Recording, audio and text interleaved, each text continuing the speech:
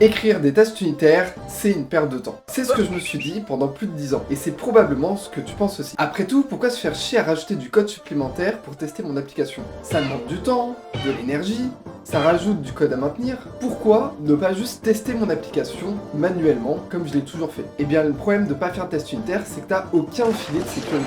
Oui, tu vas probablement t'en sortir pendant quelques semaines, quelques mois, et tout va très bien fonctionner. Mais au bout d'un moment, tu vas te rendre compte que rajouter du code et des nouvelles features, ça devient de plus en plus compliqué. Que lorsque tu le fais, t'as de plus en plus de problèmes, c'est de moins en moins organisé, et il est là le problème. Tester à la main, ça marche au début. Mais plus ton projet devient complexe, plus tu dois avoir de choses en tête, plus les bugs peuvent s'accumuler sans que tu t'en rendes compte. Et c'est exactement là que les tests unitaires permettent de contrer tout ça. Si tu en avais mis dès le début, certes, ça t'aurait pris un peu plus de temps à tout mettre en place, mais rendu au même endroit, tu ne serais absolument pas ralenti par les bugs. Et oui, parce que grâce à eux, à la moindre modification qui risque de casser quelque chose, le test va échouer. Donc en fait, tu seras prévenu à l'instant. Et ça t'évitera de te rendre compte 2 semaines plus tard que tu as un bug critique à un endroit précis. Donc, fais-moi plaisir. À l'avenir, mets des tests unitaires en place. Tu verras que ton développement va devenir beaucoup plus agréable et rapide dans le temps.